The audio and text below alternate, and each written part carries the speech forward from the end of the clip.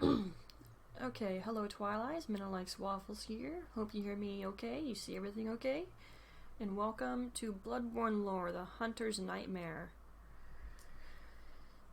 This one I did mostly on my own, but Asriel looked up descriptions off of armor sets for me. There was also something he was going to discuss, but since we aren't talking any longer, I'll have to do my best to go over it instead. So here we go. The first bit is a line from the game and you get drawn into the nightmare. Curse the fiends, their children too, and their children forever true. The first thing that can be said about the Hunter's Nightmare is that it can be described as badly remembered.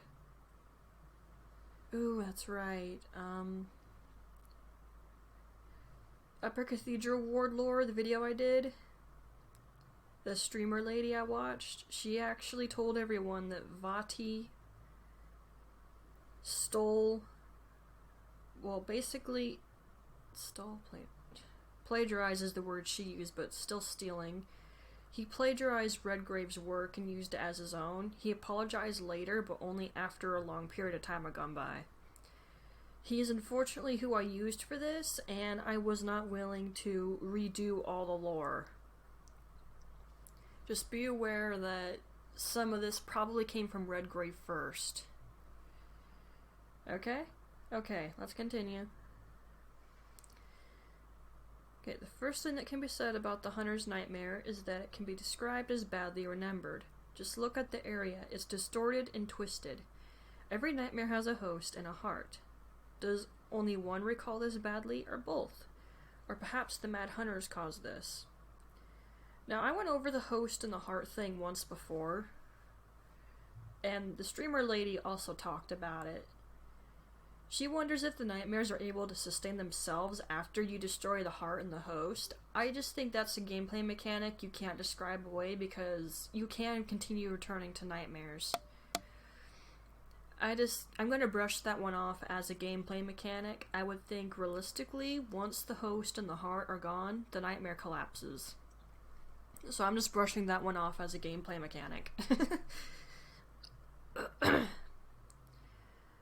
Okay, here's the description of the Old Hunter garb, just for some extra info. Old Hunter cap with a wide brim that hides their sharp gaze. In the old days when hunters were 10 a penny, this was their standard garb. Old Hunter top hat, warped by blood stains. In the old days when okay. Old Hunter garb. One day, the hunters disappeared, and Yarnamites began to whisper of the hunter's sin. Drunk with blood, chasing after beasts, they would pass on to the nightmare, every last one of them. Which is what happened. Old Hunter gauntlets made of brass to protect their weapon-bearing hands. At the time, some hunters believed that certain metals would guard off beast blood. Sorry. On a night of the hunt, it is no wonder that some resort to superstition. That's not how it works. Once you've imbibed the Eldritch blood, that's basically it for you, unless you're a pale blood hunter. Heck, it probably would have happened to Gurman and Maria, unless they're pale blood hunters, but I don't know. Old Hunter trousers that protected countless hunters from the beast in an older age. A widespread belief of the period was that beast blood crept up the right leg, and this led to the double-wrapped belt. Okay. Not much can be said about these men, save they are beyond insane. They are trapped to hunt for all eternity, but this insane, they can't find their fate to be awful. Anyone else would get tired of it after a certain amount of time passed, but they're insane, they don't realize. Most noteworthy to speak of would be Lawrence and Ludwig. We shall discuss Ludwig first, as he is the first boss fight we have here in the Nightmare. That was a worthwhile sentence I wrote there. I had to change that when I read it. From what I know of him, he followed after Lawrence, who founded the Healing Church. He wanted the church hunters to be good and was guided by the holy moonlight sword he found in the chalices. I am very uncertain how involved he was in what happened to the Orphan of Cause, but we can see what became of him. And while I'm on this subject, the lore lady I was watching on stream, she doesn't think the Healing Church was a thing yet. But I'm leaning toward possibly it was. She also says the Orphan of Cause that we fight might not actually be Cause's child, because he's supposed to be symbolized by Gurman, his punishment for what he did at the hamlet there. We can clearly see Maria's punishment, although I think she took it upon herself to keep anyone from digging. But I figured I'd put that out there, just so you know. Okay. As the bloody corpse says, he is an unsightly beast. He swings around randomly and just makes noise in the start of the fight. At the halfway point, Ludwig rediscovers his moonlight sword and regains some of his sanity. He fights less wildly now, and potentially is more dangerous. Upon death, if you wear a church garb, which I forgot to do, his head on the floor will ask after the church hunters and if they are honorable. I myself have never heard awful things about him in any regard, so and there's also no stupidity I've noticed, so I spare him more suffering. I lie to him sadly, and he gets some peace. You would get the sword off his head once he's dead. You can, of course, tell him no, they aren't, tell him the truth and all that jazz. He just kind of loses it, and you gotta kill him. You can kill him either way or let Simon do it, up to you. If you're wondering about the general area of the River of Blood, I don't know what purpose it serves other than an idle thought of it signifying blood drunkenness of the old hunters. We can find blood liquors down here, uncertain what to make of them aside from these might be Canehurst hunters. After all, any who dare take the title of hunter are cursed to be sent to this nightmare. The nobles of Castle Canehurst might not be any different. Also, in a Japanese faith, I forget what exactly it's called, forgive me, but I watched someone who wondered if this River of Blood was based on hell, as sinners or the evil ended up there and are tortured by a monster beast demon thing that looks like a man and a horse. I think you can see why that guy wondered if that's what the area was based on when you look at Ludwig and the River of Blood itself, and all the bloody corpses that rise out of the ground who appear to be suffering. I can see why he would think it.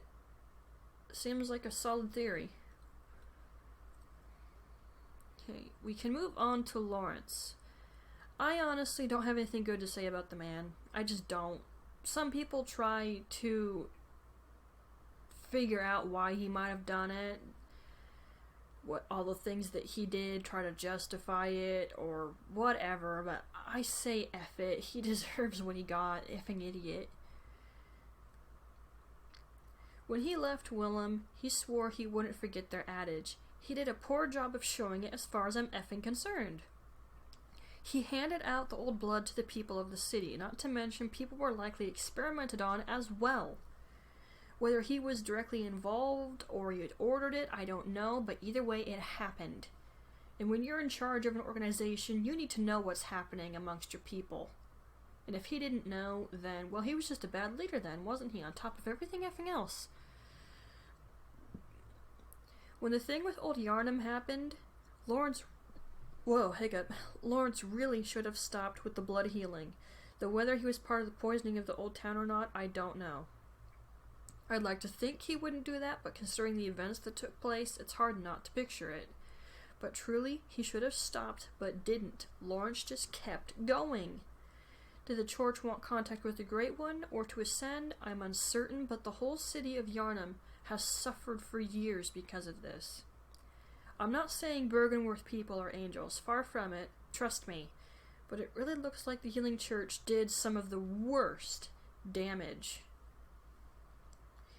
Now we can find the man's skull and bring it before the burning cleric beast, which gets up and starts to attack your hunter. The item description makes it pretty clear this must be Lawrence. This gets confusing considering what's thought of in the chalices. There's a beast there that's thought to be him.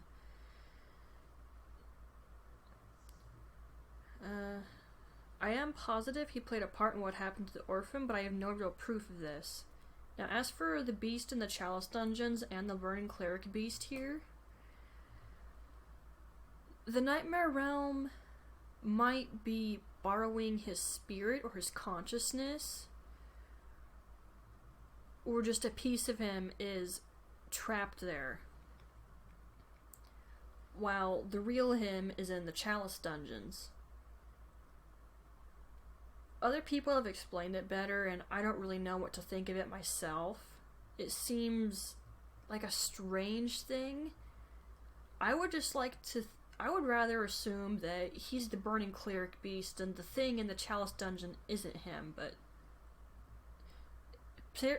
plenty of people are pretty sold on the idea that the thing in the chalices is Lawrence. I don't have enough information to add to that, so we're just going to move on. We can move on to the research hall now. I only personally know a little bit of info based on what Azrael said about this in the video, so I ensured to look at some of my lore videos for this area. I'm not ignoring Simon, by the way, I'm just uncertain what to make of him. His garb description says he might be a healing church spy and assassin, but the way he speaks and acts makes me wonder if he turned against the church. To begin with, you find the cells here. A church servant and a wheelchair huntsman are down here, perhaps keeping guard. One man appears quite insane as he smacks his head into the wall and only speaks an adage from the church. He only seems to be here for the purpose of later killing him for his clothes. Nice, right? There are a few dead hunters as well that give you items. Don't ask me about the large glowing woman. I haven't the foggiest clue. And the hunter that attacks you lady when you open a cell, again, I don't know. The guy with the church pick. Though the beast-hide assassin, I think we can safely guess he's there to stop anyone from poking around. We can't hear his bell, not until we reach the fishing hamlet. That is, when he begins to attack your hunter. If you want his weapon and garb set, ensure you kill him at all of his locations. As for the research hall, the main room we enter, there are 2 female hunters in here. Azrael and my lore guide, number 1, Vadi, say the woman in white is Vicar Amelia, as she says the same prayer.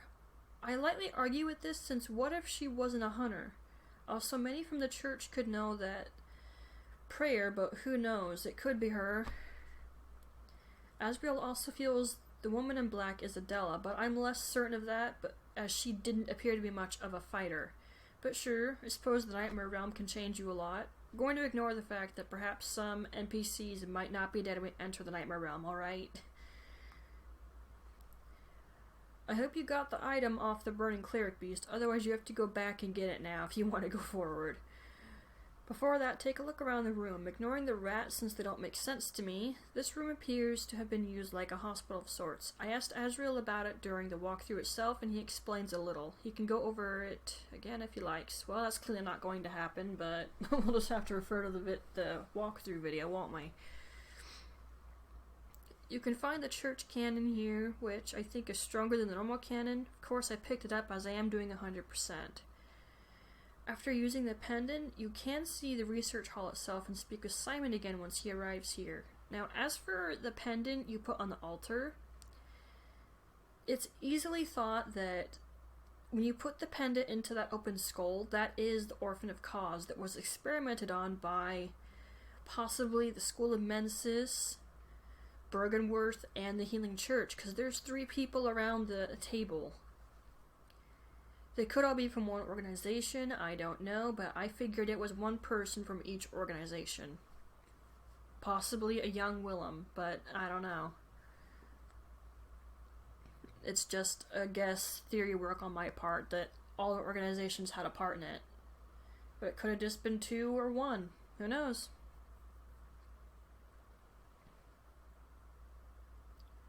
Okay, where was I? Okay, there is someone here who sounds a bit like Eileen, which makes me sad, but it's not unexpected that she died from her wounds. Or it could be someone else entirely. I'll go over the things I noticed first, then hit my lore things. However, Vadia and I think...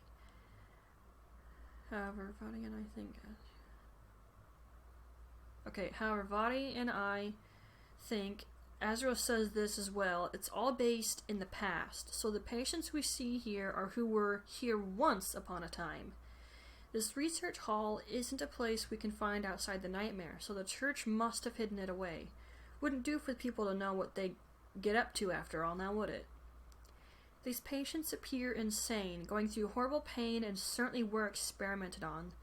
The ones with some minds left and don't speak of water, they call out for Lady Maria. She appears to have been their caretaker here, but could likely offer little more than temporary comfort. As you wander this place, you can find dead patients strapped to chairs or down on tables. Understandably, I don't take this well. Even if these people were willing, did they even really know what they were getting into? When asked to get brain fluid, read the item descriptions on the things for info. One brain fluid makes me rather sad, to be honest. Once you get the key and rune from Adeline, she does die, but she seems happy. You do need her rune if you want to use the weapon dropped from the final boss in the DLC. Before I talk about this area's boss, we'll check in with Vadi. Remember what I said about him? He says what the church was hoping to achieve with these patients, we know they did this to get in contact with a Great One, or to plainly ascend and become one themselves. That's readily apparent. These inside experiment patients are what you'd expect from the church. That's almost exactly what Vadi said. Keep in mind they all speak of what the ones that aren't crying or lost in their minds.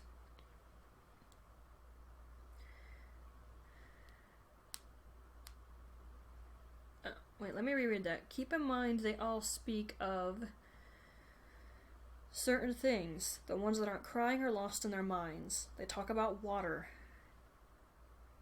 He begins to talk about the runes here, as many reference water. Look at the lake rune item description with me.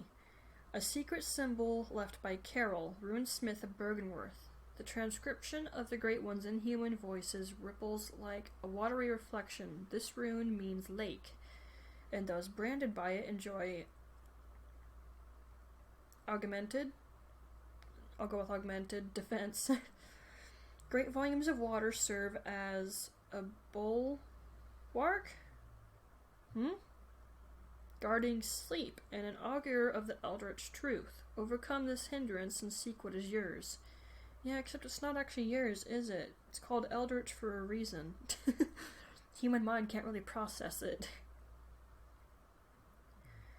He starts talking about Adeline here and the items she gives you. Vadi notes the balcony key is the location in the upper cathedral ward where you fight the celestial emissary.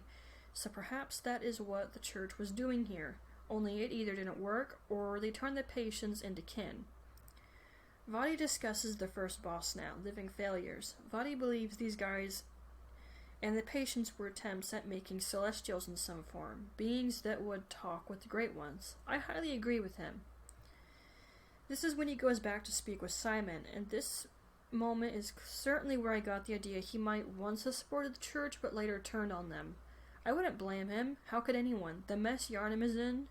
No higher planed being is worth that. No knowledge or insight. If anyone disagrees, I don't desire to argue with you, so do not tell me I'm wrong. I don't want to hear it.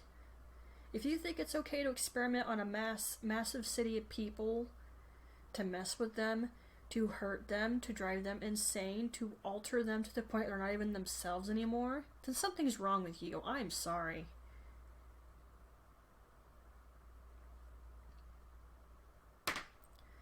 With the living failures dead, you get a key to the clock tower. This is where we find Maria. Some say she drank poison and died that way, but I follow the theory that she slashed her throat. All the blood is what makes me follow the theory. Though, there are poisons that make you bleed, perhaps? Whatever someone wants to believe. Poison, slashed her throat, your decision on what Lady Maria did there. When your hunter reaches to touch Maria, she suddenly grabs your wrist and yanks you closer. A corpse should be left well alone. As your hunter draws back slowly, she allows it, gently letting you go. Notice her gesture is similar to that of the doll here. As Maria stands, she says, "Oh, I know very well how the secrets beckon so sweetly." She separates her weapon, getting a sword and a dagger. Only an honest death will cure you now, liberate you from your wild curiosity. And now you fight her. I agree with many in that she is a fun boss fight and she isn't heavily unfair. Most bosses up until now have been huge monsters that nearly one-shot you. Certainly Maria can do that as well, but she is a normal person coming at you with advanced skill and deadly precision.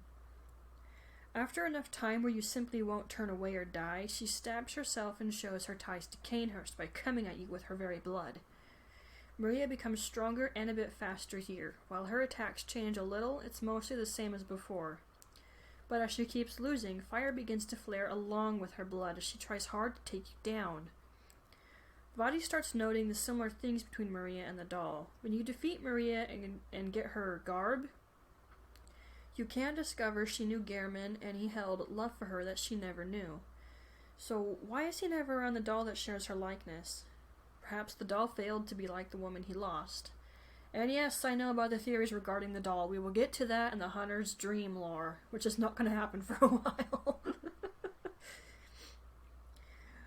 When able to leave the tower and move forward, take note of the runes along the door. There are several, but certainly there. And the lady I was watching for the lore wondered if you should see that gateway, that doorway, as like a stargate where you put a certain input in and it gives you a different passage to go through. I thought the idea was interesting and I could sort of see it. Like, there's a bunch of runes all over that door. You just have them input a certain way and you get a different exit. I mean, think about it, that's kind of cool. Alright, also it appears a coffin is here. Remember this and what Maria said to you about leaving a corpse alone. She wasn't referring to herself. We now arrive in a place full of water. Looking down, you can see the badly remembered Cathedral Ward area. Recall what I said about Nightmare Realms? You can look down into them, but you can never look up into them. The sound of water, the patients hear, came from this part of the nightmare. And a side note. If you wear the enlarged head and are quiet, you can hear that bloody sound of dripping water. That is so creepy. Come here wearing the rune you got from Adeline to get an arcane tool from this person limping along. After getting it, you can go back to the dream to get the thing off your head if you don't want to wear it. And also, speak to the doll after Maria dies for special dialogue. You will also get interesting info from this limping man too, so don't ignore him. Follow him as he talks and even speak to him. If you follow him long enough, he'll knock down a stack of those snail shells. Which one lore video I watched wonders if that references the limbo-like world in a Japanese faith, which again, I can't remember what it's called and it's driving me insane. Okay, the children end up in this limbo and must stack rocks in hopes of reaching heaven. However, a demon often knocks down the stacks. I felt it best that I pointed out this information. I actually mostly have lore for this area memorized, so don't need Vati now. The villagers we see, and this is lore I follow but also agree with Azrael about what he said, but the villagers, they appear to be changed into fish-like people. None of them talk to your hunter. They are only focused on killing you, patrolling the area and looking over the slugs and shells they have in their hamlet. You can find Simon's garb here in the first area. Perhaps a church spy got here, because this clearly isn't him. Maybe they were looking things over or got left here and simply ended up dead after a while, but this isn't Simon. The most dangerous threat here is the shark giant. Not only is this thing a hard hitter and strikes fast, it can also outrun your hunter. Scared the crap out of one of the guys I was watching for lore because he was not expecting it to move faster than him. Poor dude. Oh man. It's never a good thing when an enemy is faster than you, and it's definitely not a good thing in this case because it leaves you little time to think of what to try doing to kill the effing thing. You can clearly see in my video how I deal with it. Cheap, but I don't care. Simon can be found dying in a hut where you get your next lamp. He tells you of the beast-hide assassin and begs you to end this nightmare. He then dies, giving you his weapon and key. You want to fight the assassin a few times before you go kill him, if you want his stuff, that is. You will end up fighting him starting in the next area. But first stop at the headstone you see. There's a lumen flower there, and far below you can see something at the ocean. Keep this in mind. Obviously the headstone and the flower are from Maria, but again, keep that in mind. I'll skip ahead to the room where you see all the snail women and get the blood rock. Recall the snail lady that fell in the river of blood? Well, clearly she came from up here. Along this path, I think, is when you fight the assassin again. Kill the snail ladies first, as they will get in the bloody way. You can open a new shortcut to the lamp, and also pick up Lady Maria's weapon. Anyone else wonder why Winter Lantern is here? I am, but I can't think of why that thing is there. Well, there's two of them, but still, what the F is going on with them? I bring this up in the video, but the snail woman flees from the lantern. It's because the thing looks an awful lot like the doll who was fashioned after Maria. This tells us Lady Maria was here once. Getting her weapon isn't easy or fun. There's two shark giants down here. The second one comes down after the first is at half HP, so have fun. I certainly did. And now, the boss, because this is where the lore really comes in. The Orphan of Cause, honestly, fighting him makes me sad, and he isn't a fun battle. But he and Cause are the reason the nightmare exists. Bergenworth found out that a Great One, dead, has washed up on the shore of a fishing hamlet. The people there have changed and are no longer really human. This is where theories come into play, and the one I follow is this. Much like when a beached whale ends up on a shore, this fishing hamlet discovered Cause's dead body and made use of her. This made them change into what they are now. If you don't understand the whale bit, when that happened in some old villages, the people would kill the whale and use every ounce of it. Food, tools, supplies, you name it, they used it for that. They made very good use of that whale. Cause was treated much the same way. When Bergenworth showed up alongside the healing church, they attacked the people and carved out their eyes. If this wasn't bad enough, they rooted through Cause's corpse and found she had been with child. They took the unborn Great One and did experiments on it. Recall the table we put the eye pendant in? Well, I believe those statues are the one the orphan was messed with. In pain and furious at how they were treated along with Cause and her unborn child, the villagers that were left alive called out to the Great Ones. They begged that all those who dared take the title Hunter were to be cursed. Great Ones, they are able to do this. They're sympathetic in spirit, and they responded. The Hunter's nightmare came to be, and I believe the orphan is the heart of the nightmare with Maria as the host. Now, I know what I said about Gehrman and such earlier, but I still believe this. Because who else would be the heart? I just don't know who else it would be. Some must wonder then what happened to everyone. Well, after the hamlet happened, Maria might have left the path of a hunter and became a healer or at least a caretaker. But unable to handle what she took part in, she was at the hamlet. The woman slashed her throat. Gehrman made the doll in her likeness and wished to see it brought to life, as the theory goes. He ended up creating the hunter's dream and is a host to it, with the moon presence as the heart. And the doll? I honestly think a Great One took over the body of it. Some people say it's Odin, but I don't know. I think it's just some other random Great One we don't know the name of. When you catch Gehrman sleeping in the garden, he'll ask what's taking Lawrence so long. I think he was supposed to come back and get Gehrman, but, well, the man died, so he's not going to be coming to get anybody. He's either... I still don't know what to make of Lawrence. The whole chalice and dream thing. Nightmare, not dream. I don't know. Working theories go that once the curse upon the hunters was cast, all the old hunters simply vanished, or their bodies did when they died, and they wound up in the nightmare.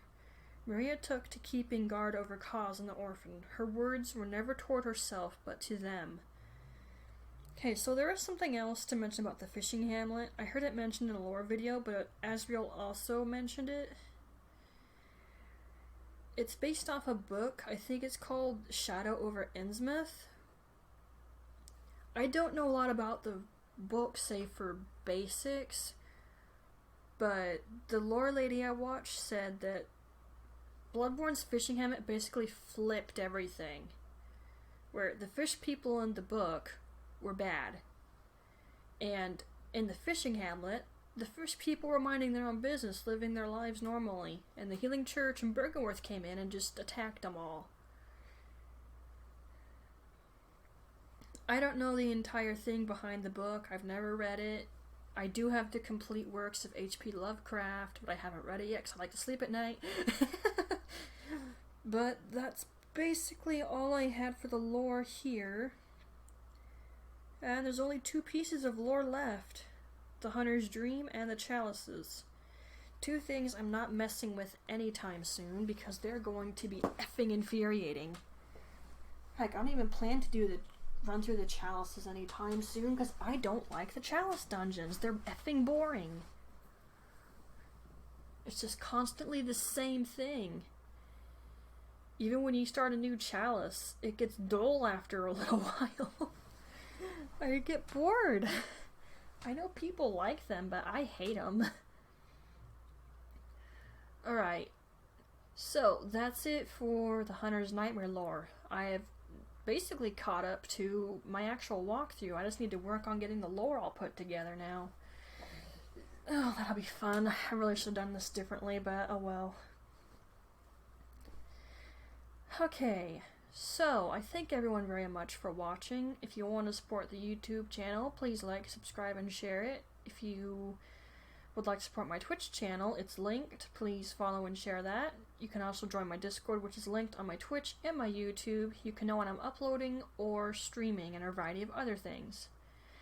But the most important thing is, I hope you had fun, this was informative, and everything went well. I'll see you guys in the next one. Bye, Twilies.